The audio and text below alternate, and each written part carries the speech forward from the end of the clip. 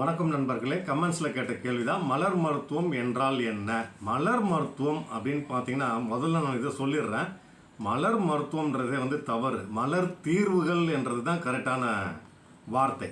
சரி, ப்ராக்டிக்கலாக நடைமுறையில் இருக்கக்கூடிய வார்த்தைகள் மலர் மருத்துவம் அப்படின்னா என்ன விஷயம்னு கேட்டிங்கன்னா, மனதில் ஏற்படக்கூடிய குழப்பங்கள், அதாவது மனதில் ஏற்படக்கூடிய பிரதிபலிப்புகளுக்கு கொடுக்கக்கூடிய ஒரு தீர்வு தான் மலர் தீர்வு. என்னென்ன மாதிரி விஷயங்களுக்கு கொடுக்கலாம், அதாவது முதல்ல புரிஞ்சுக்கணும். உடலுக்கு மலர் தீர்வுகள் இல்லை, மனதிற்கு. ஆனால் எல்லா உடல் தீர்வுக்கும் பின்னாடி பார்த்தீங்கன்னா மனம் தான் காரணமாக இருக்கும். அது நிரூபிக்கப்பட்ட ஒரு உண்மை.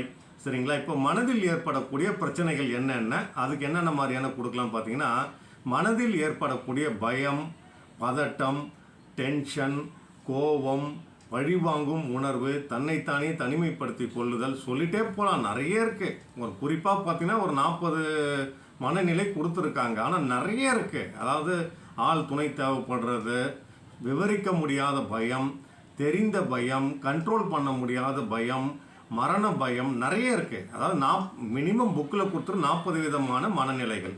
நல்லா புரிஞ்சுக்கணும். மலர் தீர்வுகள் என்பது மனதில் ஏற்படக்கூடிய மாற்றங்கள். அந்த மாற்றம் நம்மளால் அக்செப்ட் பண்ண முடியாது. அதுதான் எக்ஸாம்பிள் கொடுத்தோம் இல்லையா?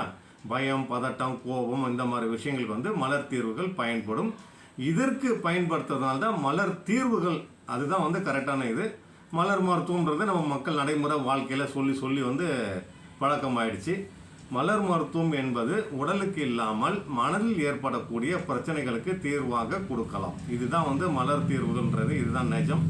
இதுதான் உடலுக்கு பார்க்காம முதல்ல மனதிற்கு எப்படி கொடுக்கலான்றதை கண்டுபிடிச்சி அதற்கேற்ற தீர்வுகள் கொடுத்தீங்கன்னா உடல் குணமாகும். மீண்டும் ஒரு நல்ல பதிவில் உங்களை நான் சந்திக்கின்றேன். உங்கள் வாசுதேவ கண்ணன்.